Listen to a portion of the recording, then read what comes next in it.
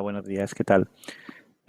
Bueno, vamos a ir con el tema o el punto de las revoluciones liberales dentro de este tema. O sea, hemos visto el antiguo régimen, hemos visto cómo surgen esas ideas de la ilustración y esas ideas de la ilustración unidas al malestar de la población en general, de la burguesía y del pueblo, o sea, de lo que sería el tercer estado, es lo que va a dar lugar a las revoluciones liberales, lo que va a cambiar la política en el mundo y la sociedad y que es la base un poco del mundo actual, ¿no?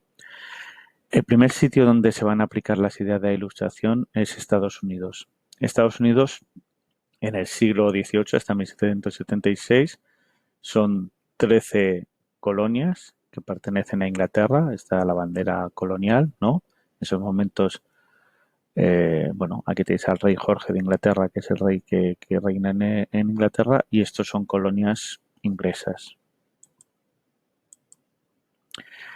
¿Qué pasa con las colonias? Bueno, con las colonias de Estados Unidos pasa con lo que pasa con todas las colonias. La metrópoli normalmente les pone muchos impuestos, hay monopolio comercial, o sea, la gente de las colonias solo puede comprar y vender a la metrópoli, en el caso de Estados Unidos e Inglaterra, y eso crea un malestar muy fuerte, ¿no? Sobre todo cuando Inglaterra empieza a subir muchos impuestos como el del té, el del azúcar, el del papel, ¿no? Que fijaos que aquí los estadounidenses identifican con la muerte, ¿no? Esta subida de impuestos y los estadounidenses empiezan a hacer famoso un lema, ¿no?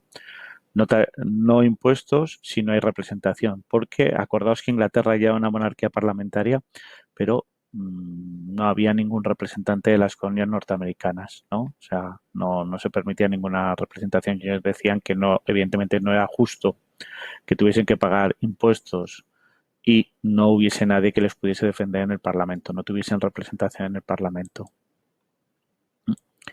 Eso hace que se inicie una serie de protestas, de revueltas, ¿no? Hay dos hechos que los norteamericanos mitificarán en gran parte, ¿no? En 1770 una protesta acaba con los disparos del ejército británico sobre los colonos que protestan y es lo que ellos llaman la masacre de Boston.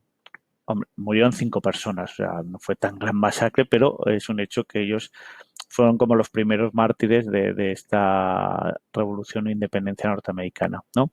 Y para protestar sobre todo por el tema del monopolio comercial y el impuesto sobre el té, en 1773, de nuevo en Boston, que era un poco el centro de los rebeldes en estos momentos, hay una protesta en la cual varios colonos se disfrazan de indios, suben a barcos ingleses de las compañías inglesas y tiran el té inglés al agua.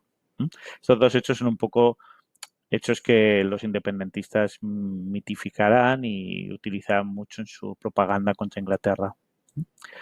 La cuestión es que en 1776 las colonias declaran su independencia. Aquí veis un cartel.